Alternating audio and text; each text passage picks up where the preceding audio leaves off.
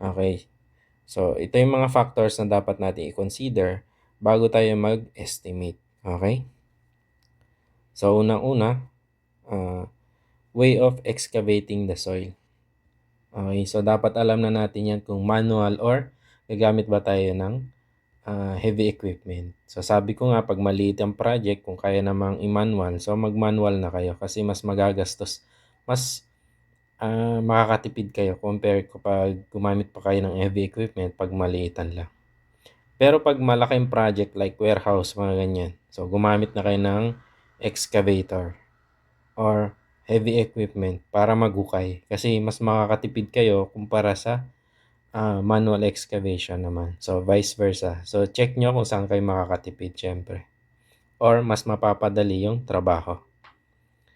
So, pag alam na natin kung anong gagamitin, so, next, type of soil naman. So, dito. So, sa type of soil naman, so, kailangan natin itong i-identify.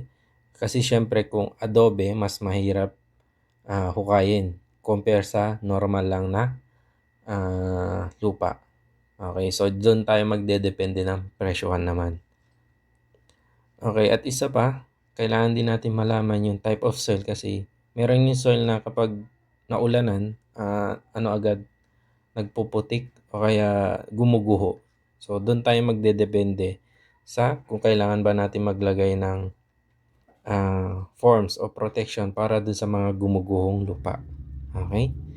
Next, water table naman. So, sa water table, so check natin kung mababa yung water table o kung yung depth ng water table dun sa site.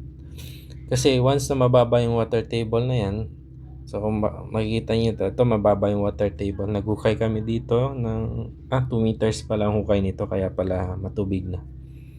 Okay, so ito, matubig siya, adobe yung kalahati. Itong lupa na hinukay namin dito. So ayan, matubig siya. Makita nyo nun. Kaya naglagay kami na medyo makapal na gravel bed para pagka malinis pa rin yung ating footing. So, kailangan din natin ito. So, bakit ba natin kailangan i-identify kung mababa or mataas yung water table? Kasi gaya dito, pag matubig na, kailangan natin ng i-pump out yung water. Okay, so doon din magbase yung presyuhan doon. So, magkakaroon tayo ng additional na price doon. And then, para ma-pump out natin yung water naman, so kailangan natin ng sandpit. Okay? So, ito yung original. So, maglalagay kami dito ng sandpit. Ayan, makita nyo dito. At ayan. So, actually, itong footing na to, yun din yan. Ito. So, naglagay kami dito ng sandpit. Okay. So, dito, hindi pa dumarating yung pump na in-order namin. Kaya, na lang kami muna. Nag-manual, mano-manong limas ng tubig. Ayan. So, pwede naman para lang mabuhusan itong footing na to. So, kailangan natin limasin yan lahat. Kasi, ang in-order naming buhos dito na ready mix is ordinary ready mix lang. So, kapag binuhusan nyo ito ng ordinary ready mix na ganito na may tubig, mako-compromise yung strength ng ating concrete. Okay? So, sandpit. And then, job mix or ready mix. Okay? So, kailangan din natin i-identify kung job mix or ready mix. Kasi pag job mix, so kailangan mo ng, kapag naghukay ka, so pwede mo nang agad buhusan ito. Yan ang kaibahan. So, kapag may nakompleto kang isang footing, so pwede mo nang buhusan agad. So, hindi mo na kailangan pang antayin kinaumagahan para buhusan. Unlike pag ready mix naman, so pag ready mix, meron kasi silang minimum na volume para mabigyan ka ng planta. So, sa dito doon sa area na pinagkukuhanan namin is 5 cubic. So, kailangan namin mag-prepare ng maraming footing. So, kaya naglagay na kami ng forms kasi kinaumagahan pa namin mabubuhusan. So, meron tayo dito footing na may forma na. So, dito, kinaumagahan ito. So, yan, gumuho siya. So, kung hindi kami naglagay ng space dito, hindi kami nag-offset, so itong lupa na yan, napunta na dito. Napunta na dito sa bubusan na footing. Which is yun ang iniwasan natin kasi kapag nangyari yun, kailangan natin linisin. So, mag-additional na naman tayo ng labor cost. Okay, so yun ang iniiwasan natin. Okay, so para maiwasan yun, so maglagay tayo ng offset. space para dito sa ilalagay na forma. Ayan.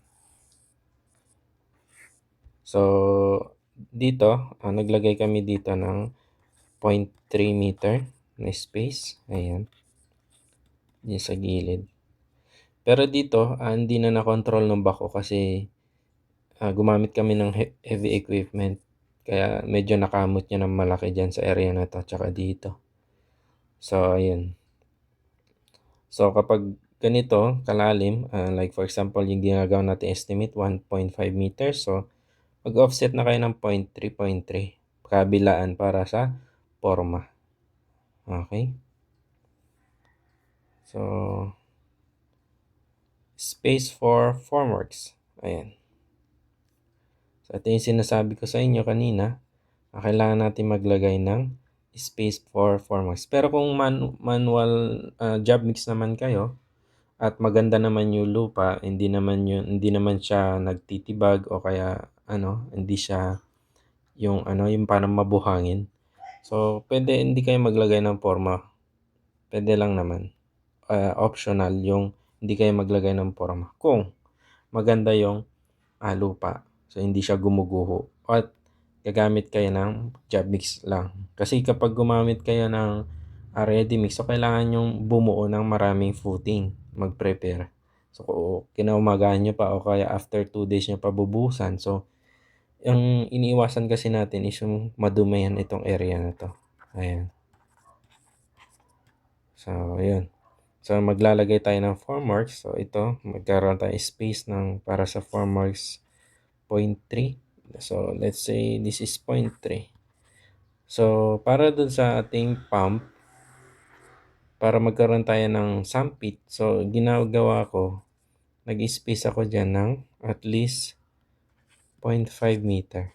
Kasi pag 0.3, nasubukan na namin, nahirapan kami ilagay yung pump dito sa 0.3 na to. Pag ginugot namin, maraming sumasabit. So, sabit dito sa forma at saka dito. Okay. So, sa mga nagtitipid naman, meron kasi akong mga nabasa dati doon sa mga previous video ko na hindi na kailangan maglagay ng forma. Kasi aksaya lang daw. So, dito, gumamit lang kami ng pinagputulan lang to ng mga ginagawa naming anilyo. So, it's scrap na ito. Ayan. Scrap na yan. And then ito, galing pa ito sa mga ibang job site. Yung mga gamit na. Ayan, nakita nyo. Gamit na yan ng mga plywood. Okay? Mga phenolic board, gamit na yan. So, ito yung way ng pagtitipid na maayos. Kasi, in the way magtitipid ka, pero maayos pa rin siya. Nandun pa rin yung quality ng patrabaho. Ayan. So, pwede naman tayo magtipid. Gumamit tayo ng mga use na plywood. Tsaka mga bakal lang. So, hindi na natin kailangan bumili pa ng kahoy. Okay. So, sa iba kasi hindi na daw nila maglalagay ng forma para makatipid sa forms. Pero, pwede naman kung yung project may maliit mga bahay, bungalow type na bahay. Ayan. Yung lupa naman is maganda. Pero, pag yung lupa nyo matubig, so pag inukay nyo may tubig na, ilagay na kayo ng forms para malinis yung yung footing na bubuhusan nyo. Gaya nito. Ito. Ayan, di ba? Malinis siya. Tignan kahit may tubig siya. Pero kung walang forma yan, ayan. Tsaka pangit yung lupa na gumuguho. Dito kayo magkakaroon ng problema kasi magbabayad pa kayo na maglilinis niyan. So, instead na makatipid, magkakaroon pa kayo ng additional na gastos sa pagbabayad doon sa maglilinis niyan. So, ang hirap linisin ng footing kapag may bakal na. So, ang hirap linisin yan. So, yun yung tatandaan nyo. Next, thickness of gravel bed. Okay, so ito gumamit tayo ng 1.5 yung ginamit natin na depth ng hukay. Pero, kapag nasa actual na, kailangan natin i-consider itong thickness ng gravel bed ito. So, nakalagay dito, 0.1 meter. So, hindi natin ito na-consider. So, kung hindi nyo alam kung ano yung nangyayari sa actual na construction, actual site, So, hindi niyo ito maiko-consider. So, ayan. So, dapat ang depth natin is 1.5 plus 0.1. That is equal to 1.6 meter. So, dyan pala malaking volume na yung nawala. Okay? So, napakalaking volume na yan. So, i-consider nyo din yan. Lalo pag meron kayong inspector, susukatin yan. So, pag sinukat niya yung height mo, pagka hindi mo kinonsider itong hukay na para sa gravel bed, so pag sinukat niya yan, nasa na lang, 1.4.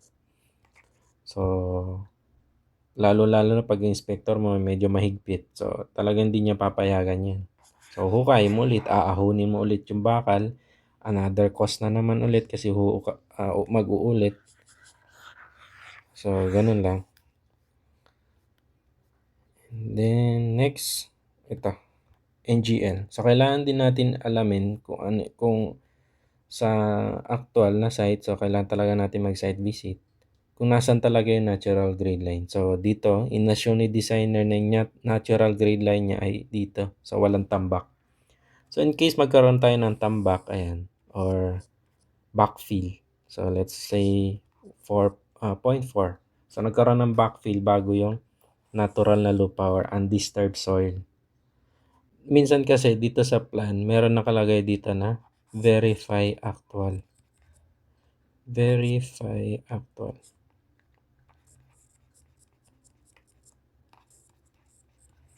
Ibig sabihin, si designer kinonsider niya na walang tabak or walang backfill yung area. So ngayon pag in case na meron na nakita nyo, nag-site visit kayo na may tambak. So sabihin nyo dun sa designer na may tambak. Ngayon pag okay sa kanya yung 1.5 kahit may tambak. So ang gagawin nyo na lang, i-add nyo na lang itong depth o height ng yung kapal ng tambak. Okay? So dito, meron tayong 0.1. So magiging total na depth dapat natin ay 1.5 plus 0.4, that is equal to 1.9 plus 1, 2 meters.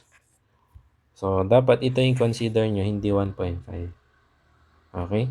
So dito sa estimate natin, so assume na lang natin na walang tambak. So ito pa rin, 1.6 meter. Okay?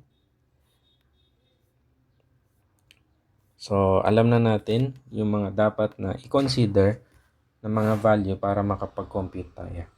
So, ang next natin, i-check naman natin kung isolated ba yung talaga yung paghukay or continuous. So, ibig sabihin, isolated dito, hukayin natin dito. Continuous naman pagka, ito, hukayin natin lahat. Buo. Ayan. So, let's find out.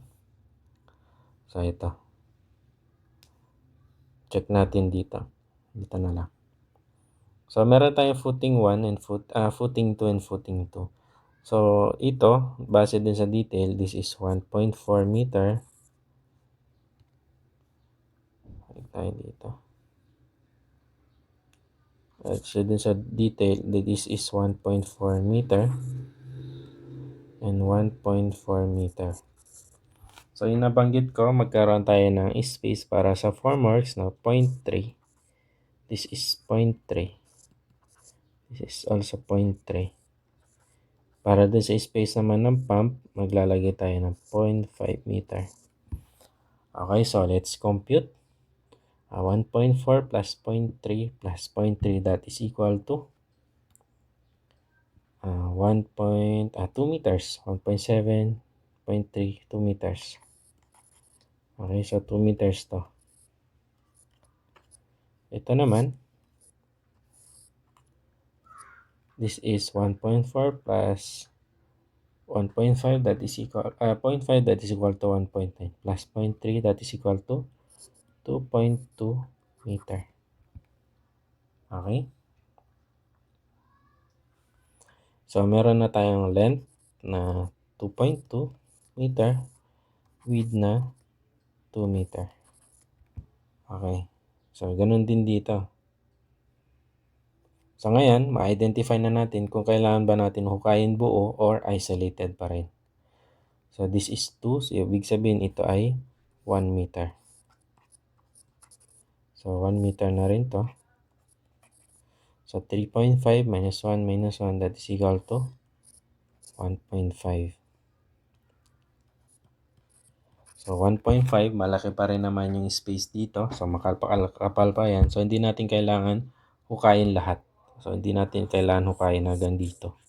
Okay, so isolated pa rin naman yung magiging hukay natin. Okay? So, sa next upload natin, i-identify na natin kung gaano nga ba kalaki yung dapat nating huhukayin. Like for example, itong F2. So, ito na-compute na natin. So, yung laki ng hukay dapat is 2.2 by 2, hindi 1.4 by 1.4. Okay? So, yun lang.